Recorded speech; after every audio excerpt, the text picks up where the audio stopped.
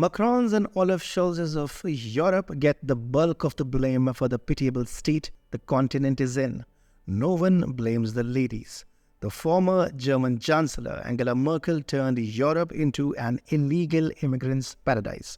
And Ursula, also from Germany, is turning the continent into a ticking time bomb. We will tell you all about it, but before that, if you're a fan of non-corporate funded free news and analysis, you have landed on the right YouTube channel.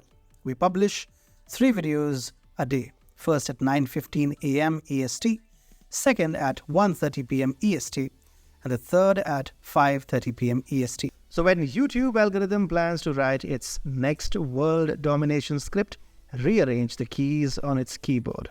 Okay, let's begin. The European Union was often characterized by its complex bureaucratic regulations and institutional structure, but it began experiencing transformative changes under the leadership of European Commissioner Ursula von der Leyen. For a somewhat tedious entity, the EU steered towards becoming a significant geopolitical force, a departure from its foundational principles as a peace project. Von der Leyen, who has faced criticism for her authoritative leadership style and aristocratic origins, is advocating for a more assertive EU that now leans towards undemocratic governance models. This inclination is evident in the centralization of power in Brussels, particularly highlighted by the controversial procedure through which the EU Commission President is appointed, a process that was notably demonstrated by her own selection in 2019. Central to von der Leyen's agenda is the ambition to redefine the EU's global role.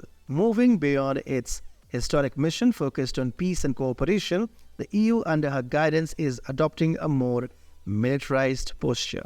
This dark pivot is underscored by the EU's decision to finance lethal military aid to Ukraine, signaling a significant shift in the Union's external engagement policies. The facilitation of this militarization is achieved through the European Peace Facility, an off-budget mechanism created to fund military operations outside the EU's borders. A peace facility created to fund military operations. Well, does it remind anyone of the Orwellian Ministry of Peace, which presided over all aspects of war? Anyway, the EPF operates in a manner that circumvents the constraints imposed by EU treaties, which traditionally prohibit the allocation of the Union's budget to activities with military implications. This development marks a pivotal moment in the EU's evolution, suggesting a future in which it plays an increasingly prominent role on the global stage, albeit through means that stirred debate about its commitment to democratic processes and peace-oriented values. But Ursula is not done with all the peace she has spread.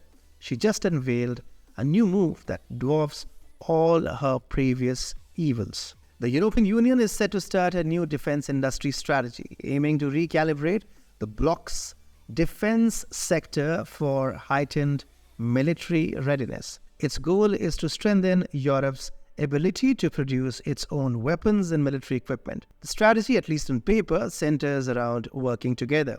EU countries would buy weapons jointly, which would save money and streamline the process, again on paper. They would also collaborate on research and development to create a stronger European defense technology base, well, needless to say, on paper.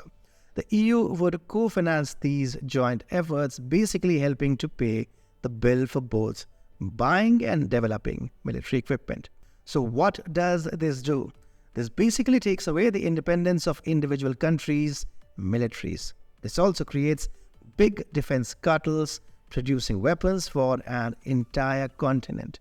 The strategy, inspired by the collaborative procurement approach employed during the COVID-19 vaccine distribution, raises concerns regarding transparency and the potential for a more streamlined yet less accountable process in arms transactions. And of course, this underscores a broader shift towards militarization within the EU amidst debates over its implications for transparency and accountability. Simultaneously, European Commissioner Ursula von der Leyen is endeavoring to reinvigorate the EU's expansion process, notably by recognizing Ukraine and Moldova as candidate countries. However, this move has attracted criticism, with detractors labeling it as virtue signaling due to the protracted and intricate nature of the accession process, questioning the feasibility and, of course, the sincerity behind such gestures. Furthermore, von der Leyen advocates for the adoption of quote-unquote qualified majority voting in lieu of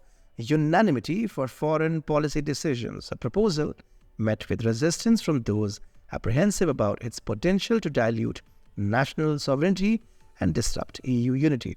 This proposed shift aims to streamline decision-making processes but stirs concerns about the balance between efficiency and the respect for individual member states' autonomy. We called Ursula dangerous in the opening of this video, but Putin does not consider Ursula dangerous. He considers her dumb. And this video explains why Putin chooses to stick to the other D word while describing Ursula.